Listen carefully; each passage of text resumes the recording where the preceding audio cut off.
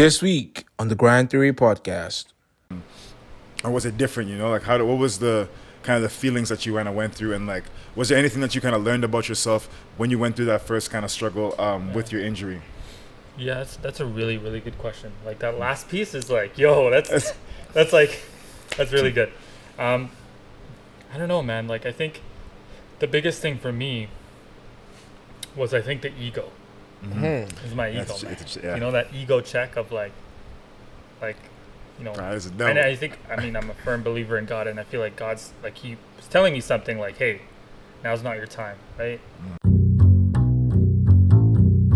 Well, I'm gonna shop my shop. 1% better. Could not work. 1% better.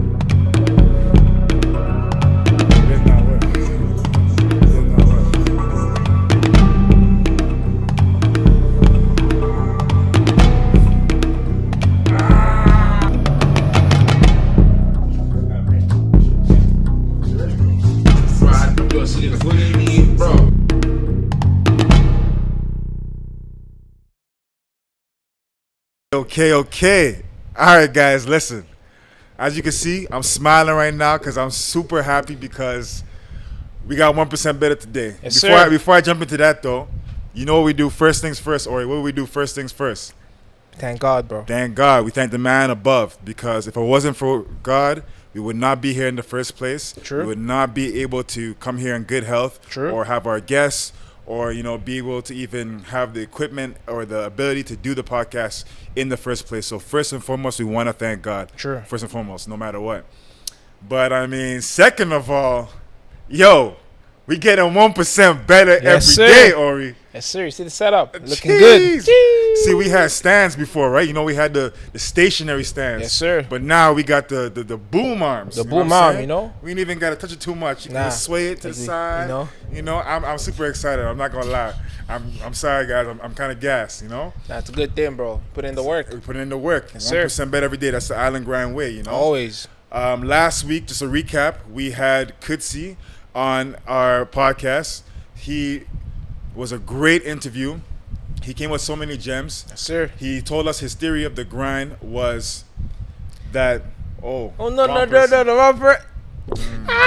we know just- what, we can though? just- we can just edit out that right now, no? Actually, that's true. No, actually, you know what? Actually- We gotta keep it real. You know what?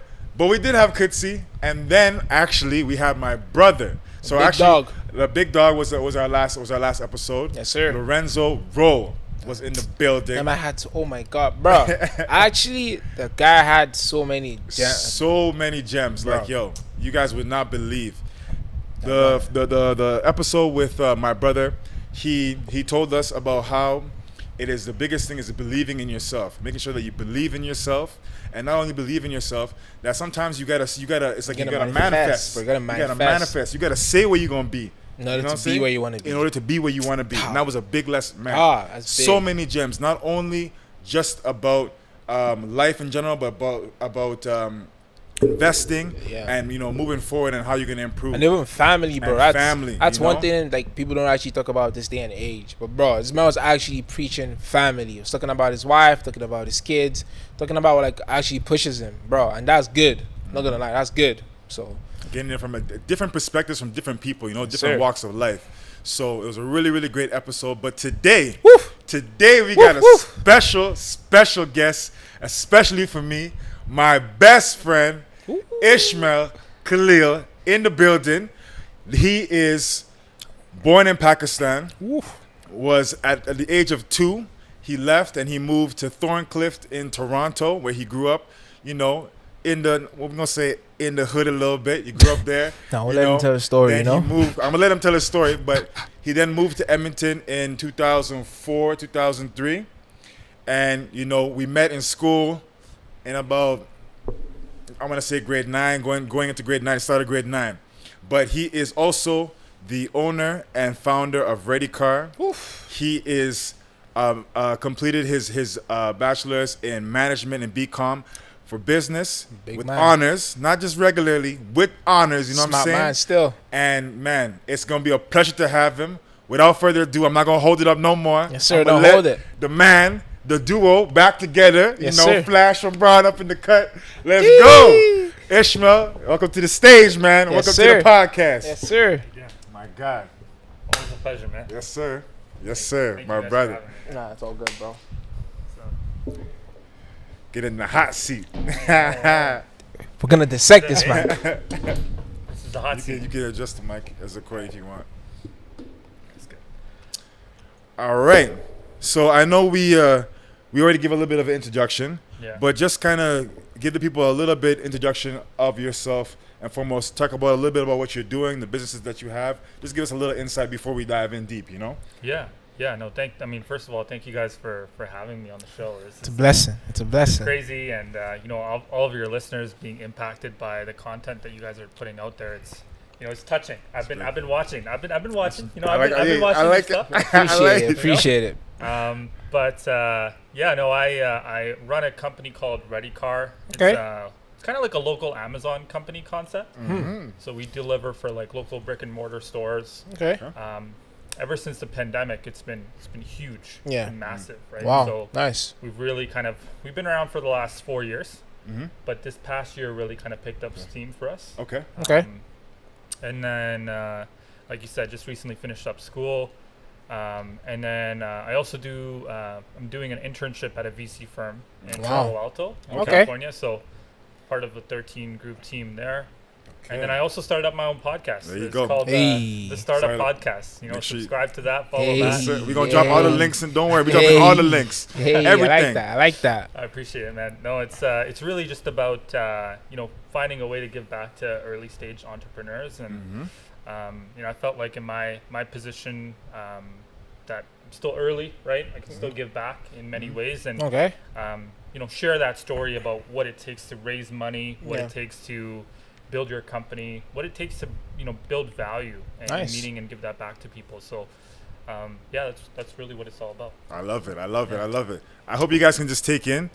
Look at this guy's beard, man. It is flawless out here. guy. Flawless, man. Just to perfection. Always hyping. For those of you who can't see, listen. You know when it gets detailed, like it looked like it was drawn perfectly? That's what it is. Nah, It's you know, perfect right It's now. not like him. The It's bald not guy. like me, you know. I'm working Yo, through you the got a nice patches. one, man. Nah, I'm nah, working nah, through the nah, nah. Listen. Yo, you should Listen. see this guy in junior high, man. This guy, Yo, oh my I know. god.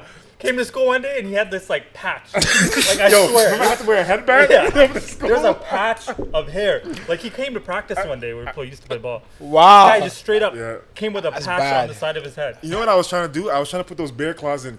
Yo, was it you that used to do the bear claws? It on the wasn't side? bear claws. It was like those lines. Yeah, those lines. I Yeah. tried to do it myself, but I pulled too hard. So when I pulled, actually, we'll have a picture of that. I have a meme, so I have the picture. Oh my god. But God.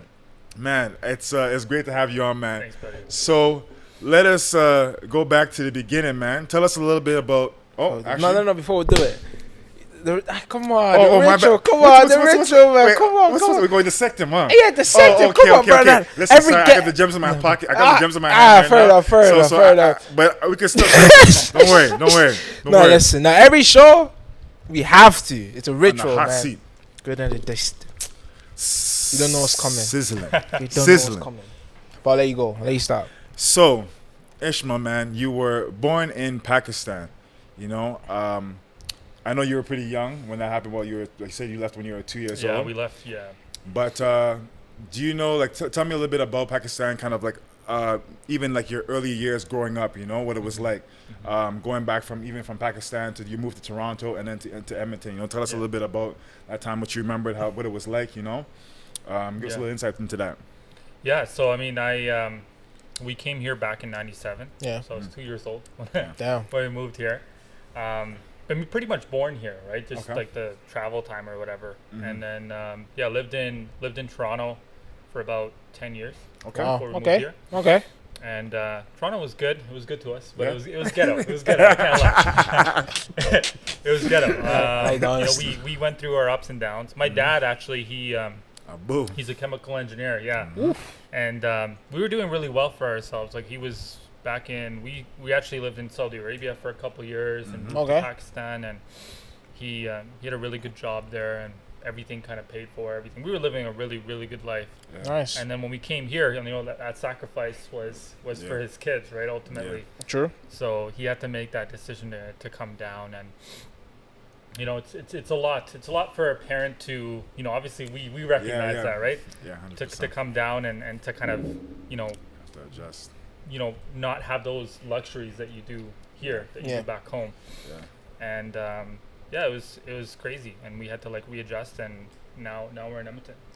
Yeah, there you go. And Okay. so I know it's So you said you stayed in Saudi Arabia first, and then you moved to Pakistan. So were you born in Saudi Arabia or were you born in Pakistan? I was born in Pakistan. Okay. Born in Pakistan, moved to Canada Okay. when I was about 2 years old. Okay. I've got five. There's 5 of us. So it's my sister. Oh wow. And then 4 brothers. Okay. She. So big family. It's a big family. I'm the middle child. You Okay. know, J. Cole, Ooh. middle child.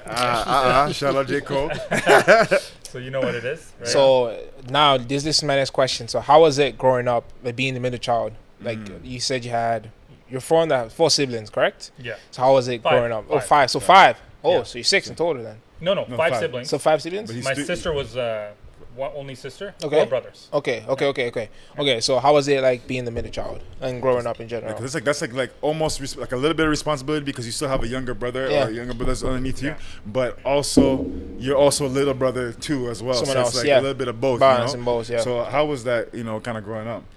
For me, man, like earlier on, it was just like, you know, little kid. Right? Yeah.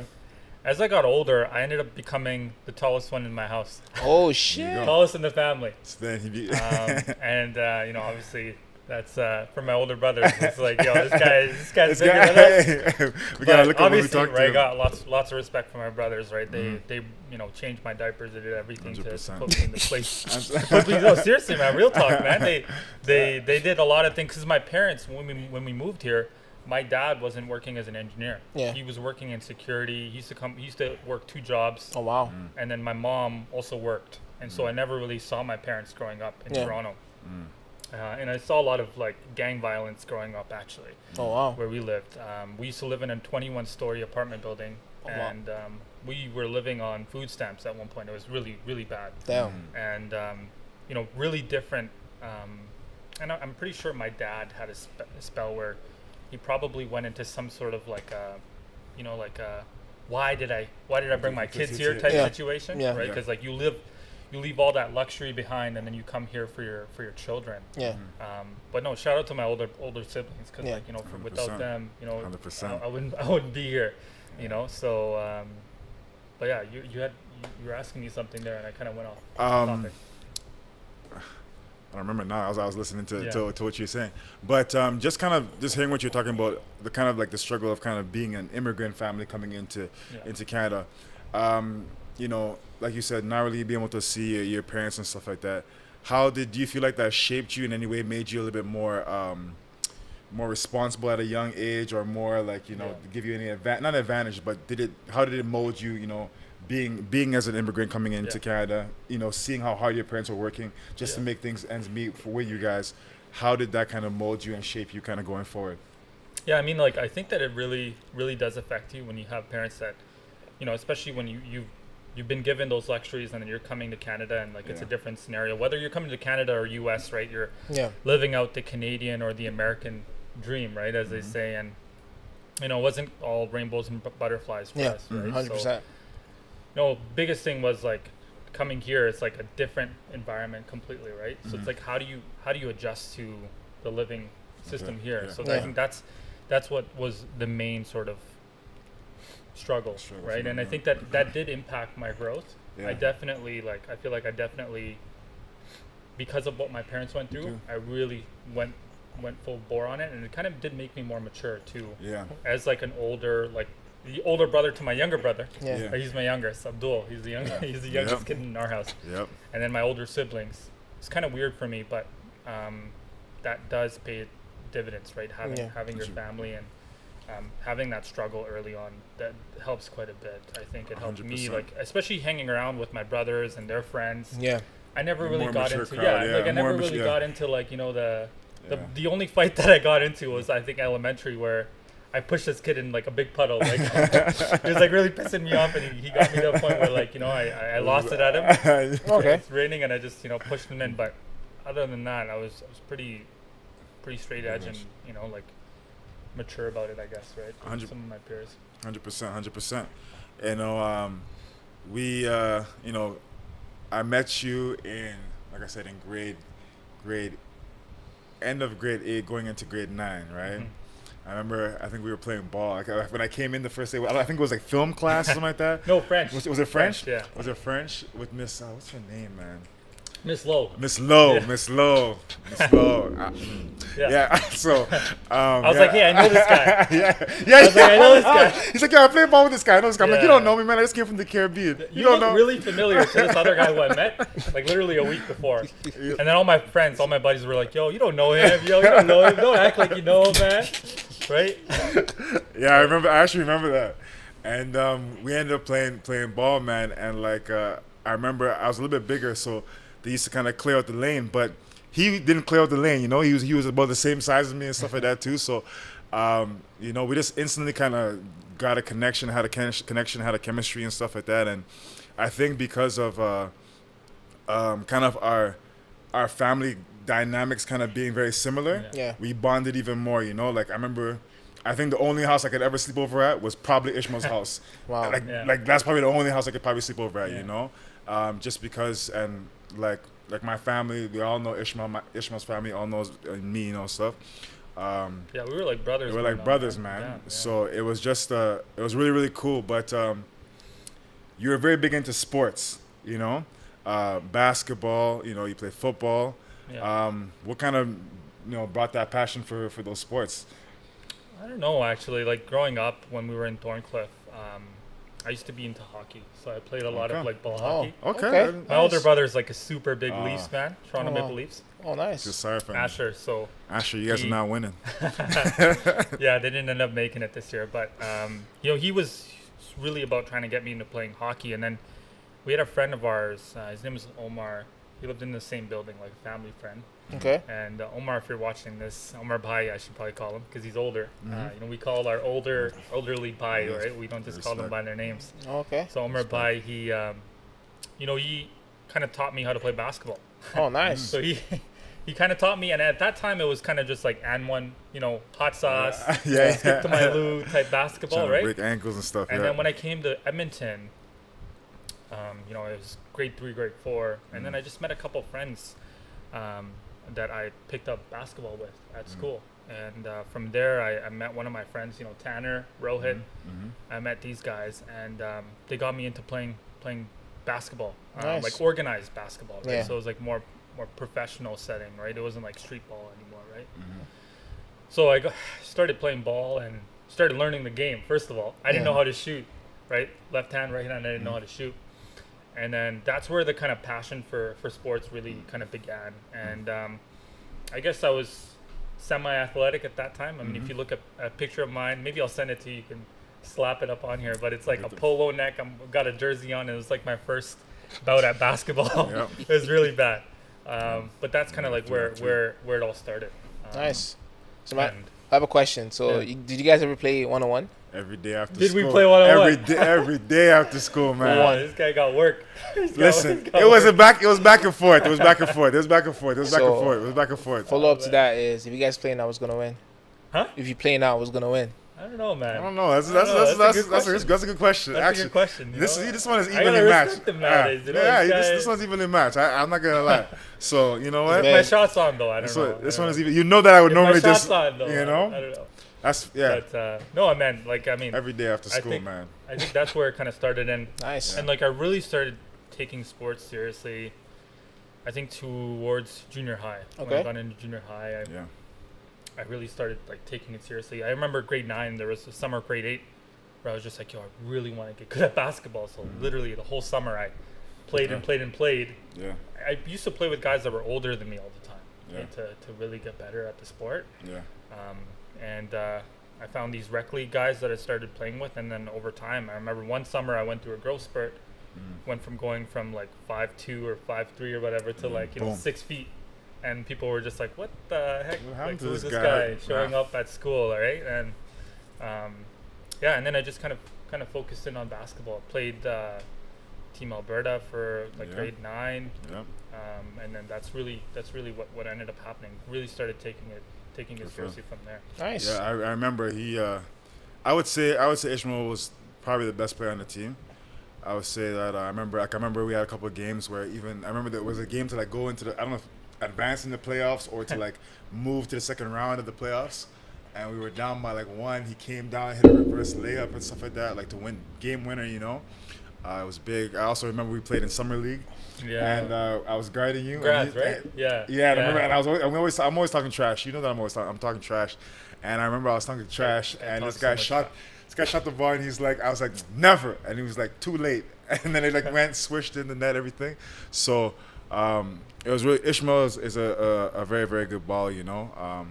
It was fun, and we actually from that we decided to go to high school together, right? We ended up going to McNally. Yeah, we had them recruit us to Yeah, come. exactly. I mean, it's a choice, right? I think life is all about choices, and that choice at that time was a choice that we had to make, right? And That's a gem drop right there, chocolate yeah. drop. That's a chocolate drop gem. It's believe it or not, it's a choice, right? You can go one direction or go the other direction, and we decided to go a direction, and I think throughout school too, my dad was super serious about school. Like I was not playing basketball unless I had like A's, right? If I had a B, my dad is like, nah, you're not playing. Damn. He was that serious about it. So like, I always got, and also being the middle child, like I also got knocked on by my siblings too, because they used to think that I was spoiled growing up, and if they're watching, they probably would say the same. But I think I had to earn that. Yeah. Right, like I had to be good at school. I had to be hardworking, for my dad to trust me in those situations, right? Like I used to be able to go on trips and stuff, and my siblings used to be like, "Yo, why is this guy going? Like, why is he going to California? Why is he going all these different places to play ball?" Right, like, and my dad used to always point to my grades, and that was the reason why. So, and then came high school. So, elementary, junior high, I was always like AP honors kid, Nice. and then, which is like like advanced yeah, class and international stuff. baccalaureate, yeah. So yeah, and then obviously went to high school, and you make choices, and could have been Harry Ainley, could have been another high school, but you make those decisions at that time. I remember basketball, like when I was trying out for Team Alberta, the coach at Harry Ainley was Hoyt. He was just like, "Yo, you should consider coming to Harry Ainley," right? And as a kid, you don't really have that direction, unless you have somebody that my parents, they weren't into basketball as much as I was. Neither were my siblings, right? So I didn't really have somebody old enough or somebody that could give me that guidance. But hey, again, you make a choice for a certain reason. You're in a certain position in a certain time of your life for a certain reason, and you look back at it and you're like, hey, that was a good decision, right? So. Fair. And Okay, so we're just gonna take a quick technical break. We'll be right back. So we're back. So we were talking about high school here, right? So you said that, in junior high and coming up in elementary and stuff, grades wasn't really a problem, right? Now going through high school, how were things there in the high school level? Did anything change, or how did things go moving forward? Man, high school was a completely different ballgame, man. For me. Like it was, so I could have gone to 3 different high schools. Okay. So I could have gone to Wagner, where all my friends were going, where I probably should have gone. Yeah, to Wagner. But didn't go there. Ainley. I could have gone to Harry Ainley, like I said, with the basketball offer, and that was probably the better route to go, to be honest, because it was like balanced. Yeah. Or I could have gone to McNally, right? And I think at that time, the energy was directing us to McNally, and where we were going. So I kind of just focused on that more than anything else, and we ended up going there. And obviously, first year, I mean, I got into the IB program there. First year was good. It was really good. Towards the end of it was kind of rough for me academically, but first year was good. It was also just like such a new environment because there was so many different students, such a different perspective than like all the friends that I grew up with in junior high that went to the same school, right? So it was very different, and it was honestly very, very uncomfortable at the start. Looking back at it, right? This is a completely different environment of kids, and not the same friends that you would have had growing up that Yeah. you would have gone to school with. So it was different for sure. And how did you think that did that played a big role in going forward, with your schoolwork? Like how did you adjust? Initially if you had any struggles, but then how did you adjust from there, to improve? Yeah. So grade 10, I started playing basketball, and then I played football too. I played both sports, and we were recruited for both. Yeah, yeah.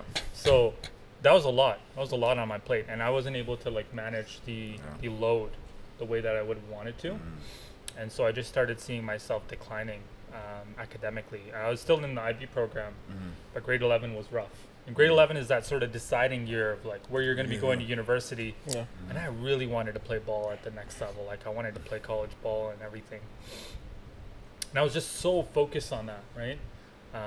So grade 11 was kind of like a teeter-totter year. I ended up actually, grade 10 was amazing. I actually like grade 10 actually, because we went to, our ball team was really, really good too. We went so many tournaments and stuff we won too. so many tournaments. I think we did really well that year. We did.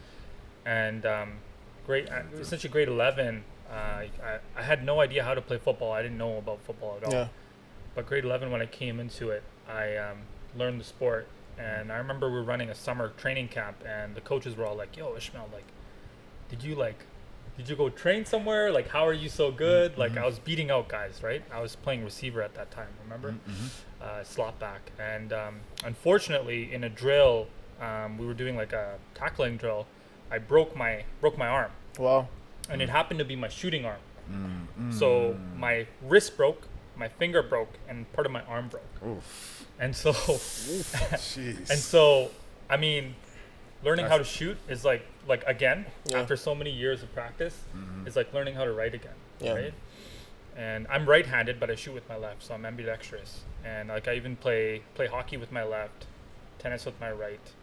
So I'm kind of it's a little bit ambidextrous, but it was tough, man. I had to relearn it, and I remember for a whole season in grade 11, I had to play with my right hand. Yeah. And even free throws, I had to shoot with my right. So I couldn't really play at the level that I wanted to play. Yeah. And that was so frustrating, right?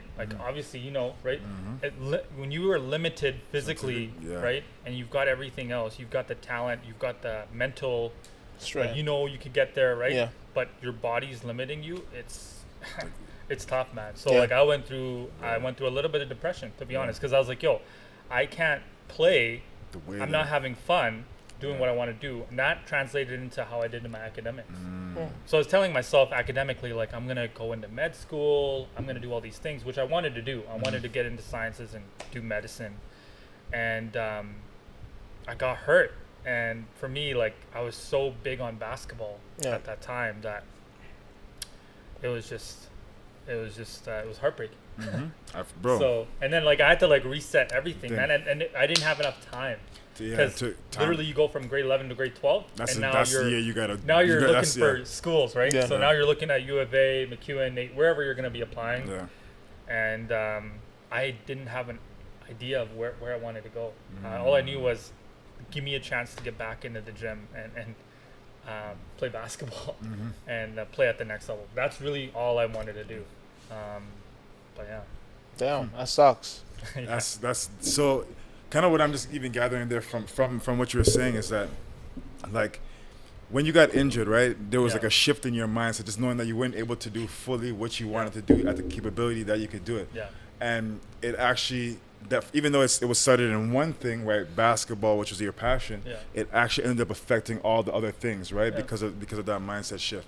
So that just shows just how key mindset is in the whole, in terms of everything, right? Because just because of that one environment or that one area that you wasn't able to perform in also was able to affect everything else. Where there's confidence, because I'm not doing this how I want to do it, it also affected your schooling, True. And I mean, even with football too, right? I remember, it was so good. I was just at the cusp of really exploding that year, right? And Coach Leong, he held us both to a really high standard, right?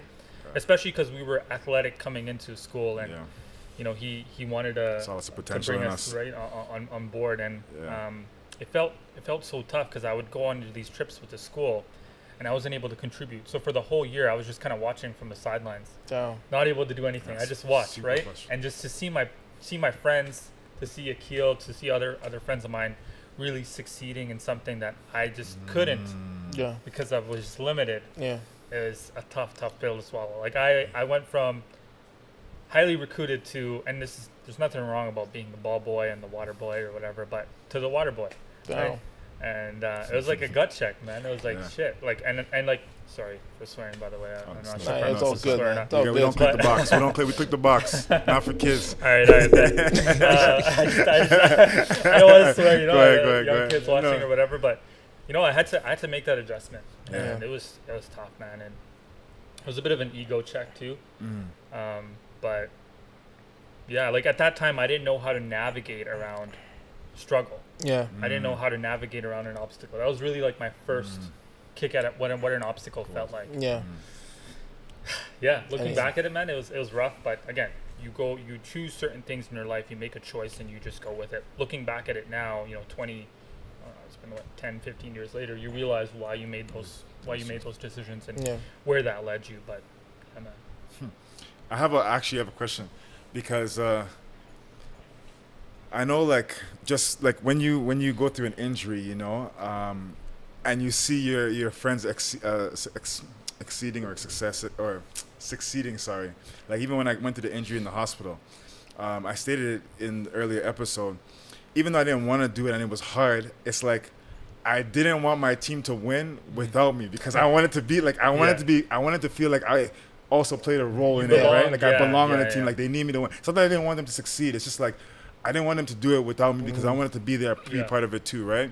And I felt like I was being selfish, but it was just like I don't know, if like a competitive nature type of thing. So I wonder, like, what did you have any of those feelings also when you were injured and you couldn't really play, or was it just like, or was it different? Like what was the kind of the feelings that you kind of went through, and like was there anything that you kind of learned about yourself when you went through that first kind of struggle with your injury? yeah, that's a really, really good question. Like that last piece is like, yo, that's really good. I don't know, man. Like I think the biggest thing for me was the ego. Is my ego, man. Yeah. That ego check of like That is a and devil. I think, I'm a firm believer in God, and I feel like God's like, he was telling me something like, hey, now's not your time, right? Wait for it, right? And it was so hard. It was so hard, man, because like I seen this guy crushing it, I seen everybody crushing it, and I'm like, yo, what am I doing here? I know. Even our ball team in grade 11, we had a decent team, but I couldn't contribute. And even if I tried to contribute, I was contributing on a hand that, like, you could still see my finger. This is my broken finger, and this is my good finger. So you can see like how difficult it would have been to shoot with this, Yeah. right? 100%. And my shot, like, it was just off, man. And so, I mean, I think that the ego was the biggest thing. Yeah. I think that more than anything, my ego taking a hit, and me telling me, I mean, like, I don't know if you guys watched that Conor McGregor fight yesterday. Yeah. But like, how he broke his leg, right? Yeah. He was sitting down, and he was still talking trash, Yeah. right? It's kind of like that, man. Like I was just like sitting down, and I was just like, I can't do anything, right? Like I can't do anything. All I can do is talk, right? Yeah. True. So that was the most difficult part, and and then came senior year, grade 12, and again, all of that stuff kind of trickled into my academics, trickled into everything. Yeah. So then when I finished up school, I really didn't know what to do, right? So I took a gap year. Okay. I took a year off, and I was just like, you know what, I'm gonna train. I'm gonna train for basketball. I'm gonna dedicate my whole time into this. Okay. And I remember I had some classes that I needed to upgrade to, so I had to like do that. And you wouldn't expect that from an IB student, but I was going through some crazy stuff, right? And it was tough because too, like I remember coming into the room, my parents were in the room, and they were like really looking forward to my graduation, and they're like asking me like, Ishmael, like how does it feel, right? And like I remember crying to them. Yeah. I was like, Mom and Dad, like I failed you. Like I didn't graduate with the marks that I wanted. Yeah. I didn't even get to where I wanted to be as an athlete. And I remember just crying that day to my parents and being like, I'm so sorry. Like I'm so sorry for everything that you've done, all the sacrifices you've made, and I'm just a bum, right? that was really hard. That was really, really hard too, because like going through an injury, going through something is something, but then like, you know, feeling like you let someone down, especially your parents that have raised you, that's the biggest thing. That's like that's tough, right? Especially your parents. You know, it's so that was a big adjustment, and I still remember it, man. It's fresh, right? Yeah. That's why that fire is still there. Yeah. It's fresh, you know. It's and you need that. You need 100%. to be able to look back at that and use that to kind of fuel your current fire. And then that was it. I mean, after high school, I really just dedicated my time into basketball and getting myself right. I took all of my friends away. Yeah. I just tunnel vision, just went for it. I used to go to the Go Center and just train. And then I got an opportunity to play AAU basketball for JUCO team and a team here in Swoosh. And then we went down to California, and that was a good run. Like we played really well, and there was lots of prospects there too at that time that came to come watch, and coaches. We were playing out of the Bigfoot Classic, which is a big tournament in California. And they also run the Adidas 64. So these are all college, like, you know, big time tournaments, right? Yeah. And I actually played really, really well down there too, and got a couple of notices from coaches and offers or whatnot. And then I came back, and I remember I was applying for university. Yeah. And I told my parents, I said, hey, like, whichever university says yes first, I'll just go with that. I don't care if it's U of A, I don't care if it's McEwen, I don't care if it's Nate. Like, whoever says yes to me, I'm gone. I'm gonna stay at Edmonton right now. I'll just go to it. Nice. And it happened to be McEwen. They sent me an offer letter. I got into their engineering program, their science program, and I think their business program too. Okay. Wow. And then I went for sciences. I was like, hey, smaller class size. Let's try to get some higher marks. Yeah. And maybe I can move into like the path of, because I still wanted to be academically sound. I still wanted to do med school. I knew I had a rough patch, but that wasn't going to stop me from getting to where I wanted to get. Nice. Wait, hold on. Chocolate gem drop. You see what he said? He said he knew he had a rough patch, but he wasn't gonna let that stop him. Why? Like, that's also a mindset. Like, why? What do you think kind of helped you really push to not get stopped by that rough patch that you had? Because you know, sometimes you go through a rough patch and you're like, yo, it's game over, you know, or that's like you have, you know, it's like the, what do they say when the fight you're the man, the result of the last fight is like a specter of the moment of the last fight. You know what I mean? Like, if Conor McDavid lost, right? The last thing people remember is him losing. They don't remember that he's a champ or whatever. You're captive by the results of the last thing. So you had just gone through a rough patch. So what gave you the evidence to really to show you that you could push through this rough patch to improve? It's not a permanent thing, you know? Yeah. I mean, I think just challenges growing up, really. Like, I think everything that we had been through as a family to, like, obviously there's one thing that my mom always says, and it's like, you know, put your heart and soul into everything, and the results will speak for themselves, right? And you know, if it doesn't work out, it doesn't work out, but at least you know that you put your heart and soul into it, right? Your heart, soul, your blood, that's true, sweat and tears or whatever, right? My mom really says that, and that really kind of vibed with me growing up, right? And looking at her, she used to work at Zellers and Target, right? Like, late night shifts, barely able to take care of me and my brother growing up, my siblings. She was an example, a direct example, right? Fasting during Ramadan, still being able to cook food for us, right? Not making any excuses, right? That's what really kind of was at the back of my mind with the challenges. And obviously the challenge of like going through stuff in high school, that was a big deal. I went through depression and stuff, but that wasn't going to stop me from where I wanted to go, because I know that my mama didn't raise no, you know. No, my man raised no. Right? Or that's right. So, that's right. I mean, that was it, really, right? And that's straight up, right? I mean, it's all goes back to her. Right? God bless her, right? Yeah. It's she didn't want me to think negatively about a situation. Think about how you can turn something positive. Nice. So I'm guessing you had the mindset and sense of when you're going through like negative situation, you try not to get stuck in it. Yeah. Yeah. Yeah. Try not to get stuck. Because, yeah, I mean, like, you only got one life, right? You got, two things are guaranteed in life: the day that you're born and the Yeah, day you you die. 100%. Right? Nothing That is else is true. guaranteed. Nothing else is guaranteed, right? Yeah. So why fret about it? Yeah. Something comes your way. It's just an obstacle you got to climb, right? It's just a test from God ultimately to make you a better person, True. or to build you, or hey, what are you gonna do in the situation? Yeah. Right. And I think that comes from my parents. I Nice. think that's sort of foundational. That comes from my parents, seeing them struggle and seeing my siblings struggle, because my siblings didn't get the opportunities that me and my younger brother had. So my older siblings and my sister didn't get. They had to go through some struggles when they were going through school here. An adjustment, obviously, coming from Pakistan to here, big time. It's a big big time adjustment. It so, is. like, what am I supposed to be complaining for? Yeah. Right?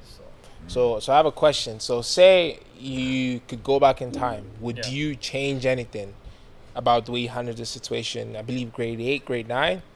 And if you could, what would you change? We talk about this a lot, We do. right? We do. Probably go to I mean, the short answer is like go to Ainley, Probably but go to, right, the long answer is, yeah. long answer is, you made that choice. Yeah. Yeah. You gotta Have live to with the that choice. True. You made that choice, and that choice was made for a reason. Hey, we went to Ainley. What if? And I was talking to actually, we'll get into this. But I was talking to my a good friend of mine actually, and he was telling me a little bit about this. And you make certain choices, but if you think about it, if you made that choice, what if you were in harm's way?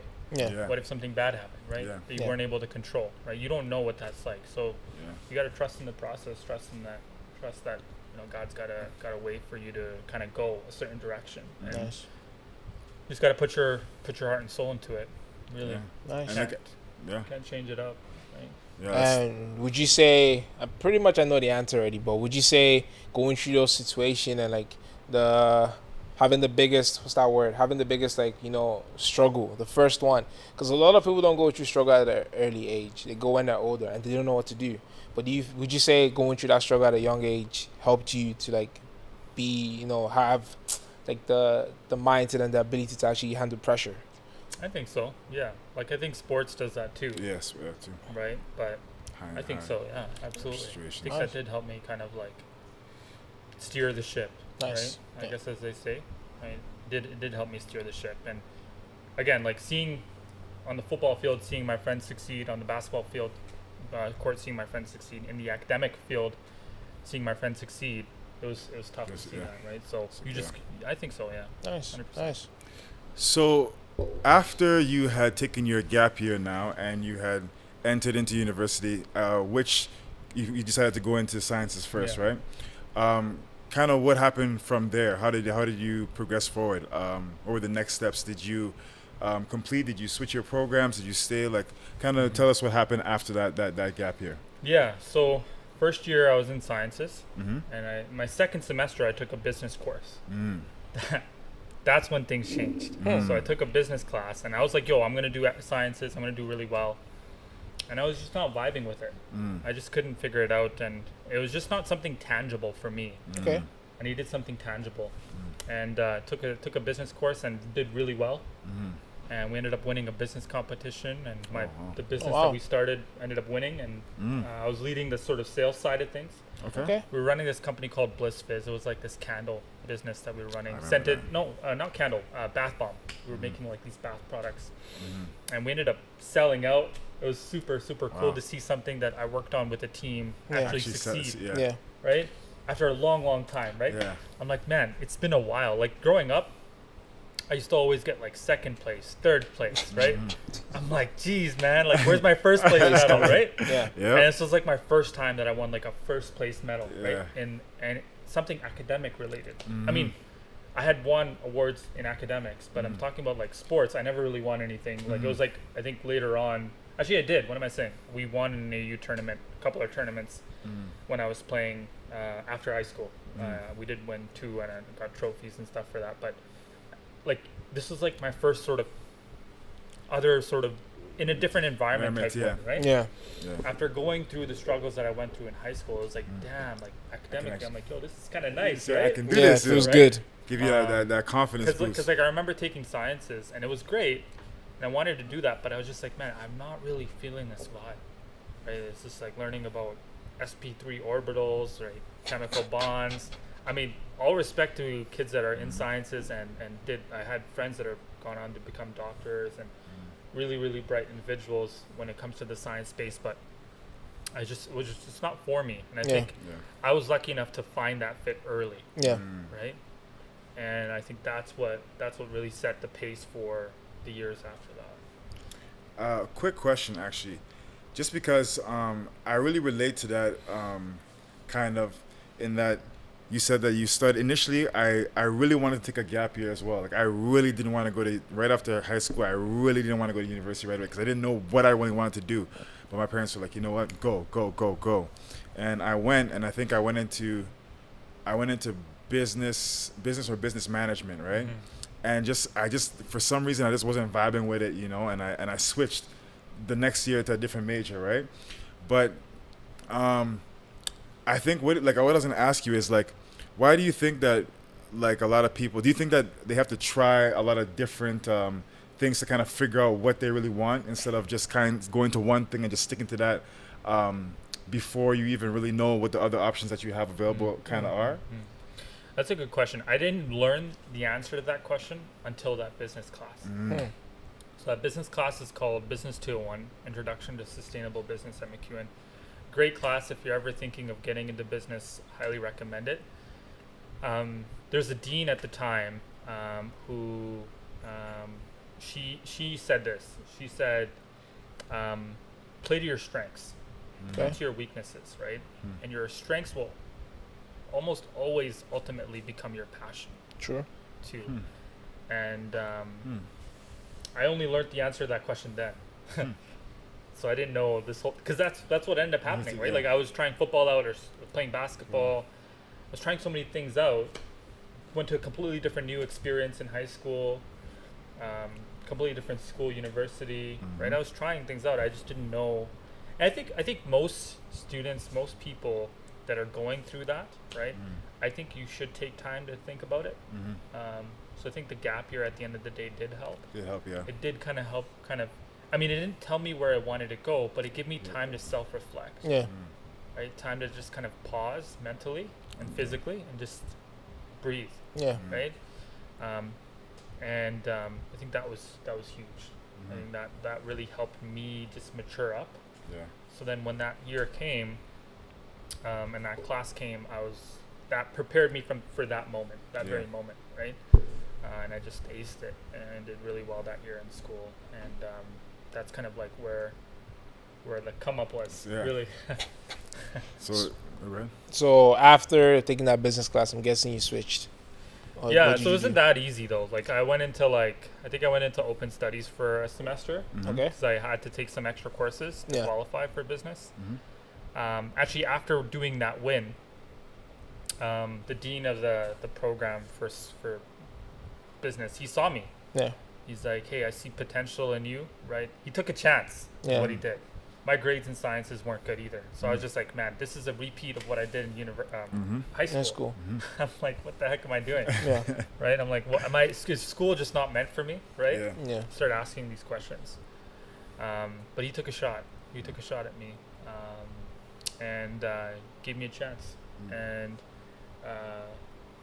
when he believed in me, that gave me a purpose. Yeah. And then I think the next year, towards the end of the year, I applied for the business program. It was actually not that easy though, because I remember he recruited me to go to this trip to France. Wow. Where I would go to this innovation academy, this innovation institute called the European Innovation Academy. It's like the biggest entrepreneurship accelerator in the whole world for students. If you haven't searched it up, you should search it up. It's a good program.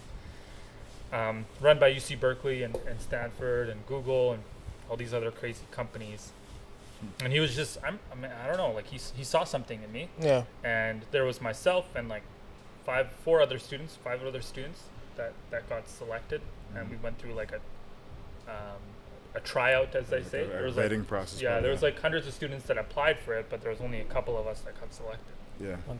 So Ish, you were talking about how when you went to France, how the dean believed in you. You're talking a little bit about the convention there. Can you expand a little bit more on your trip to France and kind of everything that Yeah. happened? Yeah, so I obviously got this opportunity Mm-hmm. to go overseas to a city called Nice in France to run, to essentially attend the accelerator. So there's students from all over the world that attended this accelerator, Yeah. and they brought their companies. At that time, though, I was like I kept myself busy. That's the other thing. Most of my peers, they were just doing school, and because I was like, you know, a 2-tier athlete playing basketball and football, Yeah. I was already kind of used to doing multiple things at once. Yeah. So while I was going through school, you know, obviously I had multiple jobs getting up until the point, you know, just kind of side hustle, Just, like yeah. I worked at Apple, I worked at Best Buy, I worked at all these other places, and you kind of learn and build some of those life skills there. Yeah. But I was also working at this consulting firm at the time, and learned a lot from the guys there, and you know, mad respect for that whole team there that kind of took me in. I was like 19 years old at that time, and I was still going to school, so I was kind of doing co-op. Okay. And then I had this idea after that business ended up doing really well. I had this idea called hanger closets, and it was like this like digital virtual closet that, you know, if you went from here to Toronto and you were about to catch a Raptors game and you didn't have a jersey on you, right? Why buy their jersey when you can rent it from a friend, right? Not saying I'm throwing ideas out, but you know, it's pretty nice because like, you know, you can rent a jersey for what, maybe $10 for 2 hours. You got a jersey, you got a spot, and we tested it out actually. We tested out with some Oilers games. Nice. So I had a couple of used jerseys. I had a group of people that had jerseys that were ready. I had a group of people that wanted jerseys. And when the games would come, we would feature the jerseys, and it would sell like hotcakes. Nice. Sure. Wow. And it was pretty crazy. So I took this idea, and I presented it in front of the dean of the business school, and in front of the folks that were taking us to this trip, and then they accepted it, and then we went to France. Nice. Okay, wow. So then I basically showed up there Mm-hmm. with the other students, and France was awesome. It was warm. I wish I could live out there. It was so Yeah? nice, so beautiful, man. It was beautiful. This is another experience. Over here, you get the winter, man. Yeah. It's too cold. Wait, they don't have winter in France. Huh? I think they might. I'm not 100% They sure. do, but it's it's not not like way you don't get milder. like snow. Like I mean, if you're in southern France, is what I'm talking about, right? If you're like, because you're closer to the equator, Oh, okay. you're in Nice. You're not in Paris. Paris, yes, it'll get cold, but you're in the southern side of France, right? Where like you're around the Mediterranean. You're by Monaco, Yeah. right? You're by these like hot spots where even in the winter it doesn't get Like this. winterized. like Canada. Yeah. Yeah. Yeah. Crazy. But yeah, I ended up getting there, and then that's where the kind of the hustle kind of began, and so sort of I worked on. So a colleague of mine Yeah. who went to school with me, him and I were on the same team, Yeah. and there was 3 or 4 of us Okay. on the team. So I had a developer, I had a designer, and then we had this guy who had a finance background. Everybody was from like a different city Yeah. around the world. Somebody was from Denmark, one guy was from London, we were from Canada. So it was, and this other guy was from Singapore. Oh, nice. So it was good. It was a good mix Yeah. of students. Yeah. So it was a 3-week accelerator program. Essentially, the first 2 weeks was us building the concept. We tested it out even in France. We went to some of the like top high-end fashion design stores and tested out the model, and it worked really well there too. People were really vibing with it. Yeah. And then biggest thing was, okay, last week was the week of getting investment. Oh, So nice. we had to work out to raise money and you know, pitch to our investors and actually build this business and make it come to life, essentially. Nice. So it was a good experience. Like towards the end of it, really, that's where another obstacle came. Oh, wow. Right. That's where like I feel like it's just been like this, and then it kind of hit an apex. Like That's where like things were. That one moment changed my life. That trip changed my life. Whoa. Whoa. I'm about to dive into some untold stories right now, so they're feeling like story time. story time. So, what was this experience that really, changed? I'm assuming that, I don't know for sure, but I'm assuming that it was probably either a traumatic experience, something that stood out to you, because usually traumatic experiences are the ones that really shift your whole kind of mindset. Yeah. And what people don't really realize that, like, once you go through a traumatic experience, you are not the same. Like, you Never. cannot be the same. Like, No way. you're No not way. the same person. Going through my injury, it, like, as much as I came back, it shifted how I think, the whole thing. So, what happened in France that really shifted your perspective and your mindset? Yeah. So I mean, essentially the last week we were celebrating France's national holiday, Yeah. Okay. and there was a terrorist attack. Wow. Wow. And I happened to be right on ground zero when it took place. So Wow. me and some of the other friends on my team were on ground zero, and there was a truck that came and it was plowing through people, and I just in a couple of milliseconds I was able to jump out of the way, and some people just weren't fortunate Wow. enough, and again, God, it's God's will, but it was tough. I ended up losing a really close friend of mine in that process too. Out of respect, I won't mention names or anything, fair. Yeah. but it was a tough experience. And visually seeing Like, people, seeing bodies, seeing just a situation, Yeah. the scenario was just, it was way beyond life. And to know that, I had a 99% chance of not being here talking to you, both of you on this podcast. Yeah. wow. And that 1% chance that I guess God took at me to prove something in this life is why I'm here. So that was it was a life-altering experience, and at the moment, right after that experience, there were lots of questions. Yeah. What happened? We spent 4 or 5 days there in France, Oh wow. just to kind of like take in what actually happened. Yeah. Because it was just so crazy. It's like a roller coaster ride. Sorry, once again, I don't mind if, interrupting, but how did it kind of unfold? Like, were you just there and it just kind of happened out of the blue, kind of suddenly, or? Yeah, so we had a hostel where we were staying, Yeah.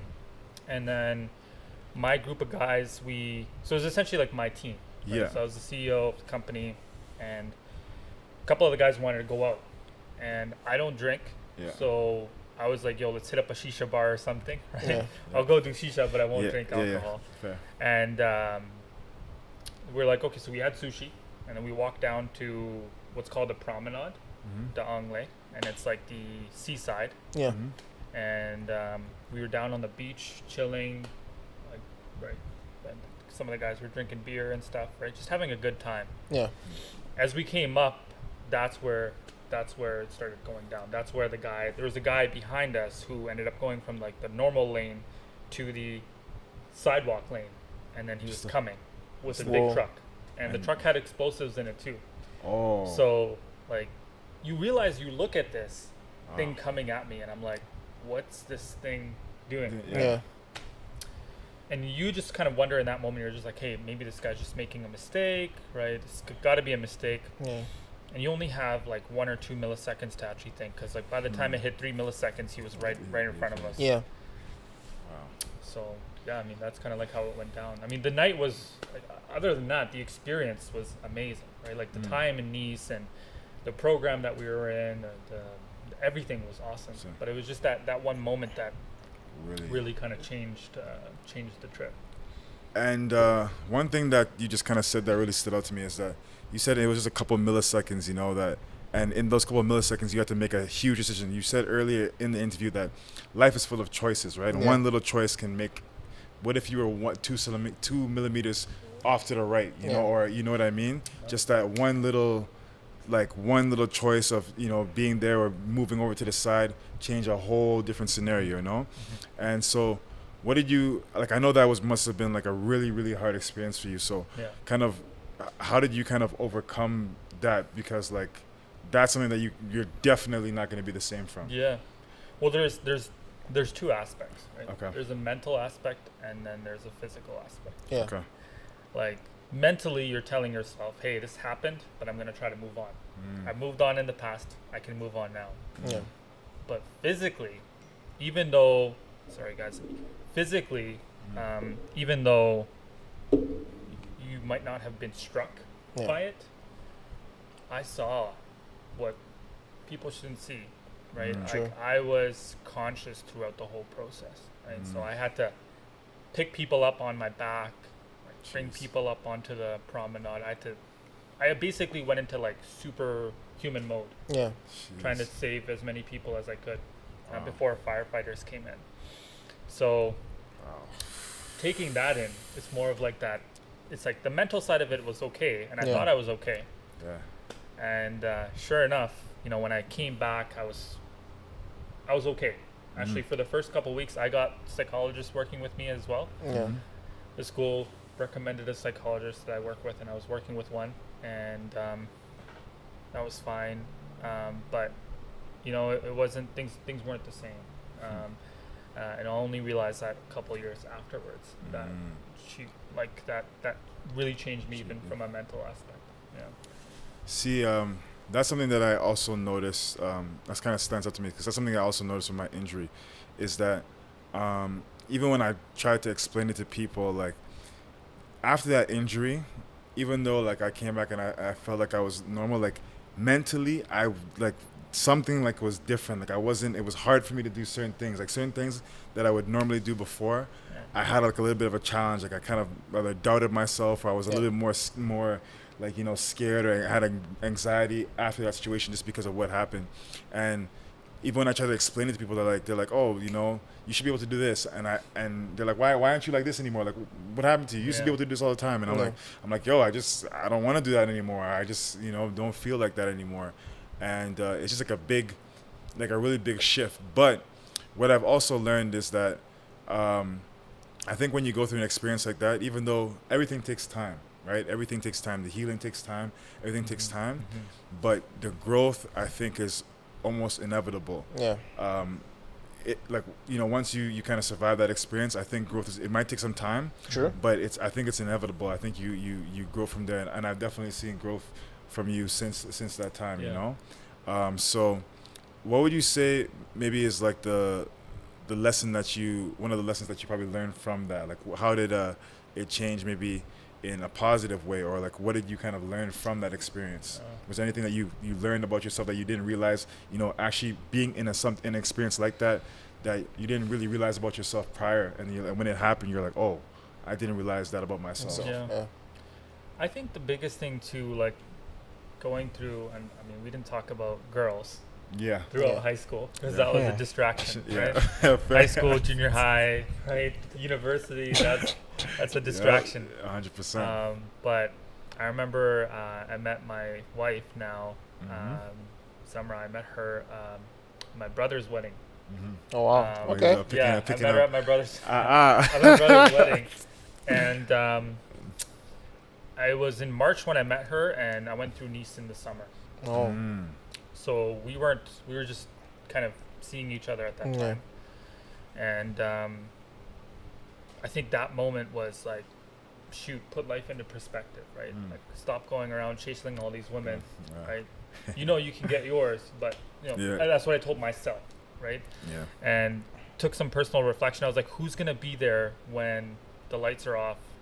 Who's gonna be there when, you know, you aren't your best self, right? And you know, she was there during that time where I was vulnerable, sure, but I also knew that because she had seen that instance, that she would be able to understand, right? Like if I decided to wait a couple years later and met some other girl, as much as I tried to even explain to her what happened to me, she wouldn't get it. True. She just wouldn't get it. True. Because she hasn't lived through it. I remember when I was coming back after the firefighters had taken bodies and everything, put them into body bags. And I remember zipping up body bags. And these are things that you shouldn't be seeing. Yeah, this is stuff you see in movies. Right? Yeah, but they actually see in movies. but Right? Like, experience you have to in life. decide on someone's life, or Damn. That's crazy. some set of individuals' lives. Like there's a guy who we met, and he basically had his like skull cracked open, and I saw that, right? And so for you to see that is very, very vivid. It right? is. It's very vivid. And so then when we came back, anyways, she calls me. Her mom called me, and they live in London. Yeah. So they called me. So they were close by, right? Yeah. London's like maybe like 2-3 hour flight away Yeah. from Nice, and they're like, "Hey, are you okay?" and stuff. And I'm like, "Yeah, I'm fine. I'm like, yeah, I just survived, right? Because like media was going off, social Yeah. media, the news was Yeah. going off. I was I getting remember. people from CBC, CTV, a whole bunch of people reaching out to me and being like, "Hey, are you okay? Are you affiliated here? We want to try to get you in an interview." I had over 150 requests Damn. from Whoa. people all across Canada Holy. wanting to know what happened And, yeah. in this situation. Wow. So Wow. and really, you know, I didn't want to make anything public, right? Yeah. And Yeah. at that time, 100%. especially at that time, it was very, very, very crucial. Yeah. Out of respect for the family, for the institution, out of respect for everybody, Yeah. to just kind of keep things quiet. So meeting her really kind of put things into perspective, because I was just like, okay, this is it, right? And I don't want to focus on anything else. I have one life. It's short, only maybe 80 years, maybe. If I get lucky, maybe more than that, but I don't know, right? That's all I have, right? And you know, if I have somebody that's been through a situation with me that's so crazy, she'll understand. When Yeah. things go rough, she'll understand, and she Yeah. has, right? And we've been together for 5 years now, moving on to 6 years, and Hey. she's understood, right? So it's that's probably the biggest thing that happened, was that life got put into perspective. I started caring a lot more about people around me. I started saying I love you more than I would have Yeah. ever said it before. Yes. Yeah. right? Yeah. As a guy, you just Yeah. kind of, you know, it's like you got to be Yeah. tough. Yeah. You can't cry. Yeah. You can't Yeah. say I love you True, to true, you know, true. your Yeah. family, your siblings. It's all Oh. BS, right? Like Yeah. tell the person next to you that you love them. Yeah. You know, and you know, you never know, right? Yeah. So it's very, very, very important to me. That's really That's- important. No. Yeah. And That's very huge. Yeah. you know, so taking that and reflecting on it was huge, because obviously from that experience I had PTSD. So I was diagnosed when I came back, and I didn't know what PTSD was. I didn't even know what mental health was. I used to actually laugh at the concept of mental health Yeah. until it actually hit me, and it hit me pretty hard. That shit is real. It is real. That shit Yeah, is and real, you're bro. right, Aquille. You're right. That shit Like is it, real. you know, you went through that experience, but others around you think that they might have gotten through that experience, but they No. don't know. They don't No. understand. They There's don't people that understand. went with me on that trip, Yeah. of course, but they weren't on ground zero. Yeah. Yeah. Like they didn't see what I saw. So yeah. Some Yeah. people, right? Yeah. There's some people that did, but some people that didn't. Yeah. And it was so tough for me to come back, and because like I felt like nobody wanted to listen to my side of the story, or even if they did, it was Yeah. more so like, hey, are you okay? Or hey, that's pretty tragic, Yeah. right? Or and then it just put a bad thing in my stomach, right? Wow. So but then that, I mean, I guess that still fueled me, and I didn't say no. I mean, I came back, continued to work on Hanger, build out a team. We were at about 6 or 7 people, growing the company here, and then then we kind of company kind of collapsed, and then I started working on another venture. Okay. Started up worked for a moving company in Calgary called Okay. Rent for Move. I was working for them for a couple of years, and as a co-founder. No, I worked with them for like, I think, 1 year. And then I worked at another startup. So I had all these experiences. Yeah. I think I was at like my 5th or 6th company Wow. before I started, you know, Student Seat and now ReadyCar, Wow. kind of growing and making an impact. But the biggest reason why when I came back and I met one of the professors when I was in France, and his name's Ken. He's out of the Center of Entrepreneurship at Berkeley. He said, he gave me a hug on the peer side, and he said, Ismail, like this very moment should give you an even bigger reason to make an impact in your life, right? Reason. And that's what I tried doing. That's what I'm trying to do still. Right, is make that impact come to life. Right? Nice. And that's sort of the drive that kind of Pushes you. after that moment really kind of fueled me and pushed me. So transitioning, you know, perfectly into the next kind of thing is that you said you use that experience to kind of push you into trying to make an impact, right? And so you've now started your company's ReadyCar, right, which you're trying to make an impact. Can you, like, you know, tell us more about kind of why you started it, what it's all about, and kind of really like dive into the impact that you want to make with ReadyCar? Yeah, that's a really good question. So I started it back in 2017. Okay. And really back then it was just like a moving and delivery company. Okay. Nothing crazy. And it was just me and my truck Okay. doing delivery jobs, right? Yeah. To be honest, trying to get work wherever I could. But the biggest reason, I guess, that I started was because we noticed that in the moving space with other company that I was working with, it was really messy, right? Like even right now, if you ever want to move from your home to another place, you might have to rent a U-Haul truck, right? Yeah. But what if you don't have the time or the resources, or you just straight up don't, it's an inconvenience, right? Like what are you going to do? You might look at somebody on Facebook, you might find somebody there, but that person, can you trust them, right? Yeah. Right? Can you trust them with your valuables, right? Yeah. All this stuff, 100%. right? So we noticed like a space in the market that we could kind of come into. So we started off in the moving side of things. We did several moves, and then after about 250, 300 moves, we're like, hey, we're going to start focusing in on deliveries, right? So we're like, okay, how do we? So then I actually, because of the trip to France, I had made really good connections in Berkeley with professors there, and I got invited to go back to Berkeley. So the same dean that said, hey, Ishmael, you should go to Nice, he actually helped fund my trip to Berkeley. So I drafted up a proposal. It's like 20-page proposal. Wow. This is back in 2017. And I was just like, hey, you gotta send me here. I'm gonna come back with a lot of knowledge. So I went there and spent a month there, and was working on ReadyCar there. That's where the idea kind of really came into life. Yeah. And then I met an investor there who is a part of who's advising us. His name is Showman. He runs a VC firm in California, in Palo Alto. And he was like, hey, Ishmael, why don't you take this moving concept and try to go into different verticals? Like, why don't you deliver for local businesses? There might be more of an impact there. Yeah. Particularly on small business. Yeah. I was like, all right, let's try it out. So we went hard with it, 2019. And then life hit me again. My brother, my older brother's daughter passed away. My niece passed away after I came back from my wedding. Wow. And niece and niece, two words that are the same. Oh wow. Oh, I didn't even think about that. It pushed me back into niece. Yeah. So I didn't have any panic attacks or anything before that. But when she passed away, literally 2 months later, I started getting panic attacks. Wow. And I was like, why is this happening? Yeah. And I went to psychologist after psychologist, and then I went and finally found a psychiatrist amazing guy who's also a part of our advisory team at ReadyCar, kind of like a health coach. He really changed things around for me. I think it's important to find the right psychologist, right? There's one thing to look for help, but it's another thing to look for the right help. Yeah. Right?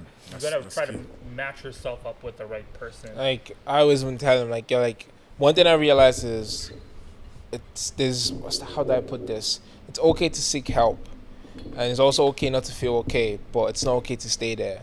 In the sense of unfortunately, what happened. Yeah. But sometimes people tend to just keep themselves in that exact position. Yeah. It's not easy. Don't get me wrong, but it's okay not to feel okay, but it's not okay to stay. Like you said, from what I've noticed, you seeked help, psychiatrist, therapy. You were actually looking for help. People never get to that stage. They just be like, okay, I'm just gonna keep myself in my room and just stay there. But like you said, when you started seeing that psychiatrist, he helped you and the team itself, correct? Your business. So that's pretty good. Yeah. It's good to seek help. Bro, I was sitting under a rock for 8 months. So the business that we had done so well with for a year, Yeah. I couldn't do anything with it. Yeah. So the team, everything, like there's nothing left, and it was just me at rock bottom again. Wow. And I was hiding under a rock, and geez, really just this last year after COVID, because and then by the way, these panic attacks were happening while COVID came on. So COVID was like another added layer. Yeah. I know people went through a lot when COVID happened, and it was a big mental step for a lot of people. Yeah. People made strides, but COVID was like another layer. Yeah. It was just like, oh shit, like, there's this thing happening where there's another thing that's happening now in the world where you could possibly die. Right? Yeah. It's just like, how do you Push that. how do you go through that? Yeah. And so it's just another challenge. So I had panic attacks, and it was just really tough, and I struggled. And I was right about the prediction with my wife, right? It was like, she saw me go through these panic attacks, and there wasn't it was tough, don't get me wrong, but there wasn't a moment where I felt like she was gonna give up. Yeah, fair. Right? And I know no other woman on this planet would be able to go through that because she went through it with me, right? Yeah. So that's a big reason why I decided to have. She decided to have me a part of her life, obviously, but I was just like, this is it. So it's that kind of came around full circle. So, kind of going back to it, I think you just find a way. And so with ReadyCar, like now we're at over 350 drivers operating in all of Western Canada now. Okay, that's big. That's dope. That's big. 12 person team.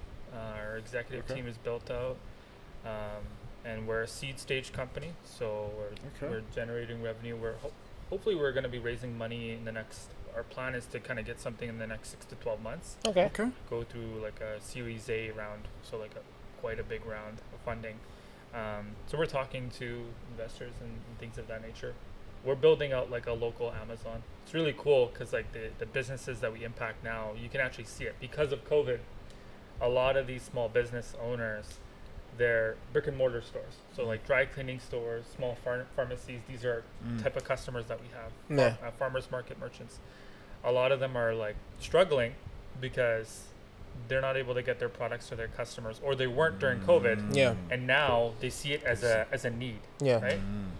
Like Skip the Dishes, Uber Eats, these guys came and changed the game, but it's like there's room for this goods and services space that we're tackling, and it's a massive market. So I love that. I love that. it's all about giving back. Like I think that's what it kind of comes back to is giving back, right? Like, and again, mom anecdotes, but she always taught me to keep my hand like this, never like this, never ask.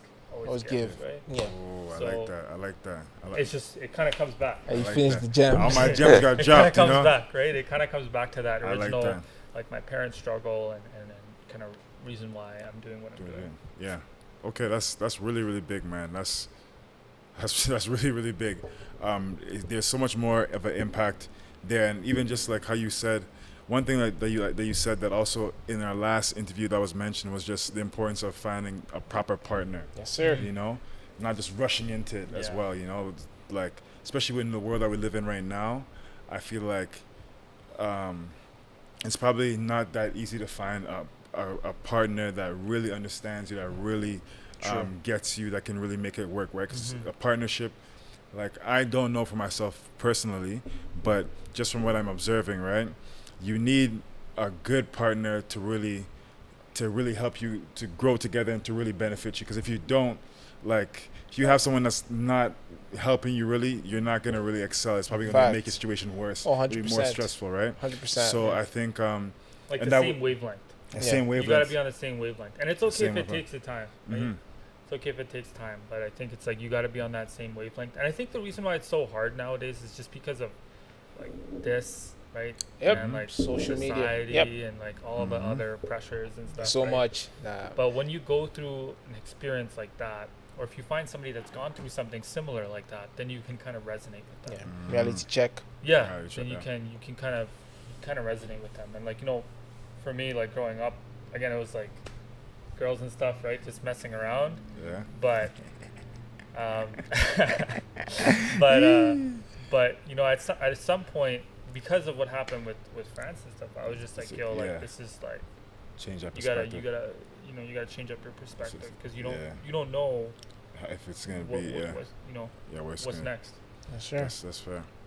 So okay, kind of coming towards the end.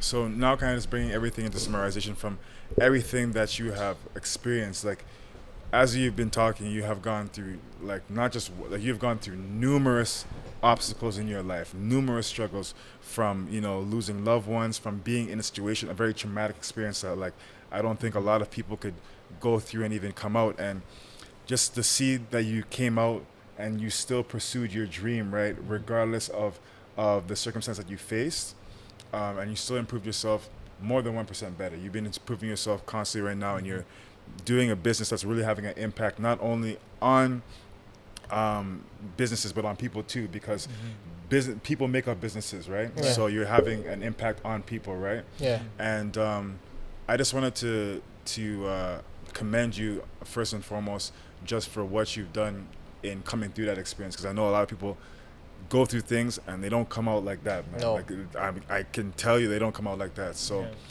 just even from my own experience, from what I went through, like it's very difficult, but the fact that you came through and you're still making a big impact is really big, because not only are you making an impact in people, but also you're motivating other people. When I see you, I'm inspired by you, so that's something big. Respect, man. That means a lot. So in summary right now, I wanted to come up and ask our question that we always ask, is Dum dum dum. That was a good question. It's a What? good question. is your theory of the grind? That's a deep question, you guys. Deep. That is a deep I question. should have prepared for this question. I think it's a struggle. The grind is a struggle. If you're willing to invest in the grind and in the struggle, then you'll come out of the other side, right? If you see the grind and you run away from it, you're not going anywhere, right? So, and it's a way of life. The grind is a way of life. You gotta grind. You gotta grind to get somewhere. Yeah. Yeah. Like It's not just like a one day thing that you can just do once in a exactly, while. Yeah. Exactly. Like I mean, we talk like in the podcast that I started, the startup podcast, which I think we'll probably drop a link in the bio. 100%. Oh hell yes. Our first episode just launched today. So Yep. it's called The Drive. The and Drive. we literally talk about this. We talk about, hey, what's driving you as an entrepreneur? Why are you making certain decisions the way that you are? Yeah. You're very different if you're an entrepreneur than most people, because you're not going down that traditional path Yeah. that's traveled by most, right? Yeah. You're going through a path that there's a lot of uncertainty, frankly. 100%. Right? And risk, and you gotta be willing to put in the grind. You gotta be willing to put in the hours. Like I working full time, but then you're working like 6 to 11 or 1 o'clock sometimes at night, working on the business, right? Working into the weekend. You don't have time sometimes for friends and family the way that you'd want to, right? And you gotta be true to it, right? And like I noticed you too now, right? Like with what you guys are doing with this podcast, like I noticed Aquille used to be down to go play ball every weekend, but it's like, hey, this podcast means something to him, means 100%. something to you guys. So it's like, hey, now man, I'm busy, I'm doing this, and that's very, very important.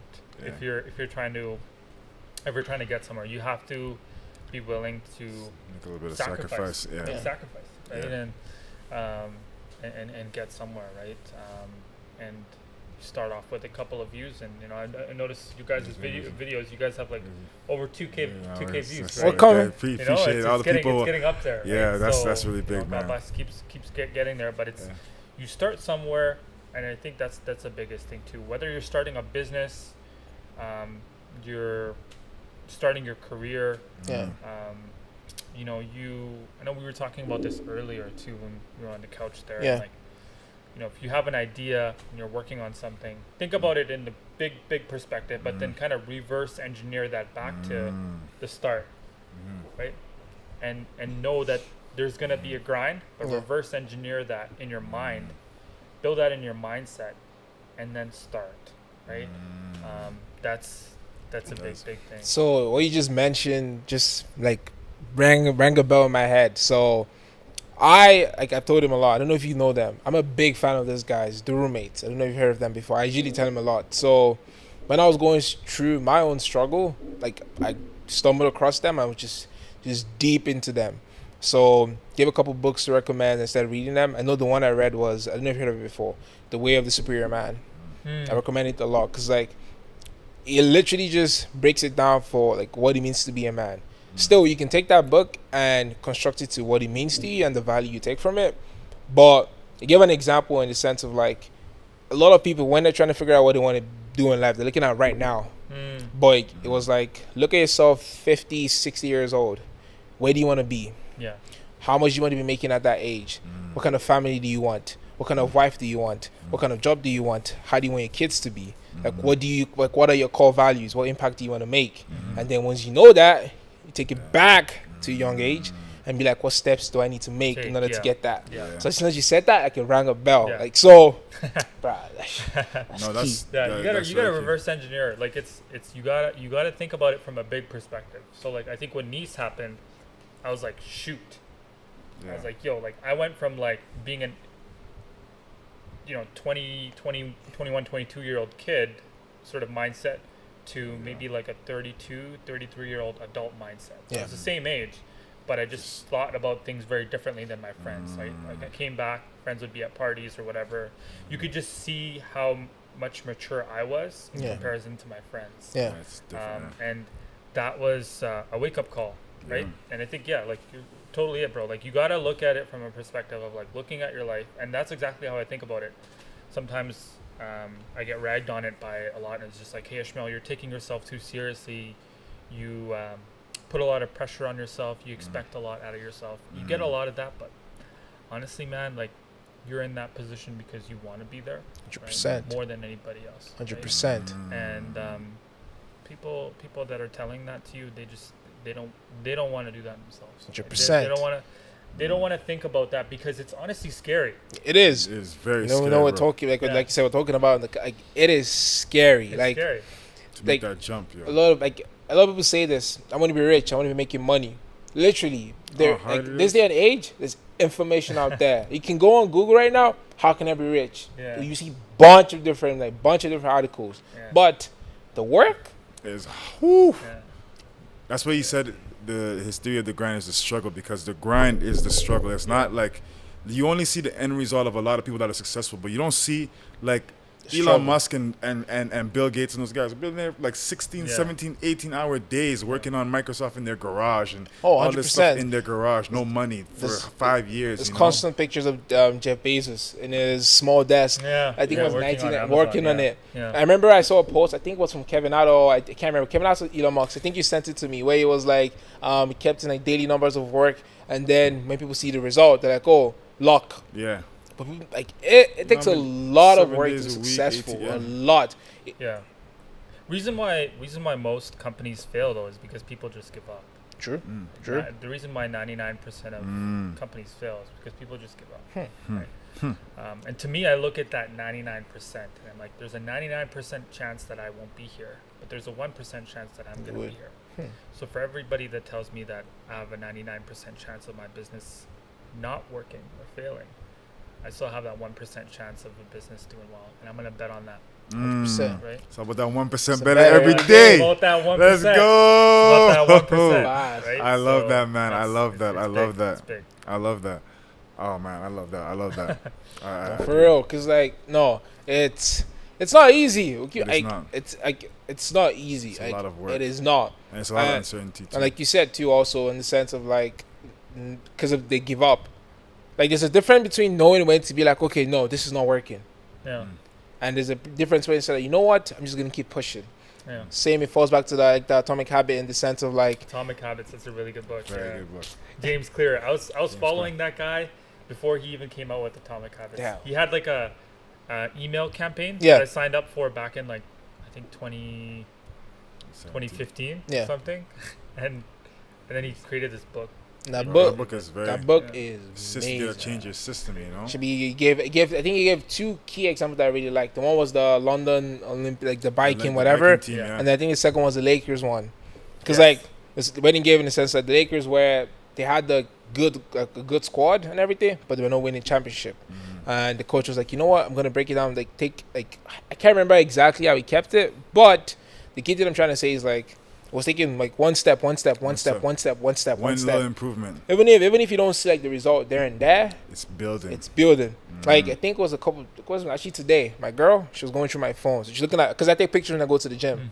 So every time I take pictures. I never went through it, but she was looking at it. She was like, every time I look at it, I'm seeing the difference. Yeah. You don't see like this. Yeah. It takes time. Like actually takes time. Same with money. You're not gonna be making like $1 million just like this. The days they're gonna be going, like you're gonna be broke. You're gonna be like, yo, what am I gonna do? But when you keep pushing, like you'll get there. Same emotional health. Like it's not easy. Just like going through the struggle mentally. Like you said, the niece.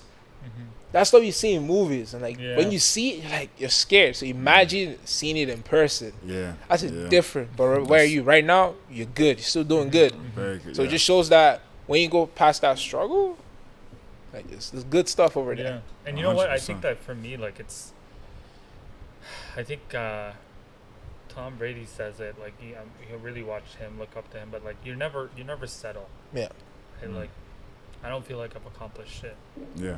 I haven't accomplished shit. Like this. I haven't. Same. Right? And I'm going to celebrate the small wins. 100%. Right? But I'm yeah. still doing it. Yeah. I'm still going through those battles, that grind, right? Every day. And retrospectively, maybe 30, 40 years down the line when I'm looking back at my life and I'm like, hey, this is something, you're hoping that you've accomplished certain things, but it's another thing though too. Interesting that you say that. Another thing too, I think that people get caught up with too is not being present. In the moment, right? Like there's one thing to think about the big picture. But then if you're not in the present and you always think about the big picture, then you're not gonna go like you might miss a step. In your you might miss a step in your grind. You might only improve 0.2% versus 1%. Right. So it's like how do you continue to grow? How do you do that? And I think that's what people forget too ultimately. And then they give up or they'll just stop and stop putting in the work. Yeah, they'll stop putting in. And you always say it too. Consistency is very, very key. Oh yeah, it's extremely key. Like the one thing that we're gonna wrap it up, but the one thing that I like with what it said was that reverse engineering it, right? Even like in basketball, you want to score 20 points in the game, right? 20 points, you might be like, oh man, 20 points is hard. But if we break it down, 20 points is only 5 points a quarter, bro. There's 12 minutes in a quarter, bro. That's only 2 layups and 1 free throw, or 1 3-pointer and a layup. You know what I mean? So when you reverse engineer it like that, and you see, like how, bro, in 12 minutes you don't think we can score 1 layup and you know what I mean? That's funny. It's funny that you bring it up because when we were kids, when we were playing, like I think the most that I scored was 52 points. But I remember as I got into high school and got like depression and all this stuff, I started thinking about how many points I had to score in the game. And it was so so I'm like, much harder. I got to score 30 points. Like, shoot, like, and I struggled. Exactly. Right. So then, when you don't think about it, when you think about the big picture, you know what you want. But then when you don't think about it in the present time, and you're just focused on being present. That's when you're in a state of dominance. That's when whatever you're doing in your life, you're dominating. Right? You're dominating because you're not thinking too much about what can happen.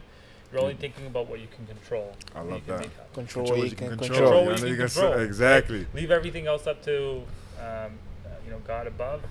Control what you can control. No more. You finish the job. The chocolate job. Mic So drop. done. Gee. Yeah. But man, that's I really like your concept of the theory of the grind.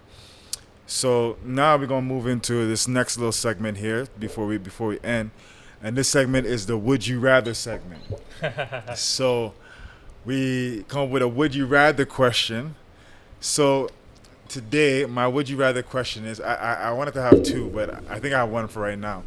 Is that would you rather be born without sight or without being able to use your legs? Oh Oh, jeez. That is tough.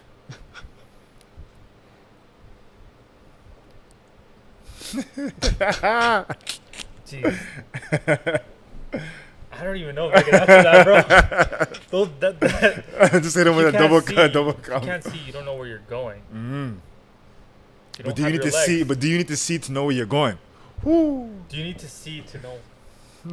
We getting deep. We getting right deep. now, you should get that little cloud going in your head, right? You know, that little cloud. The And then cloud. just being in a trance or something, right? Like, that's a tough question. I don't know, man. I think I don't know if I could answer that. I think probably vision, Vision. sight, because like I still want to be able to walk. Fair. Fair But, enough. but you want me to see where you're gonna walk.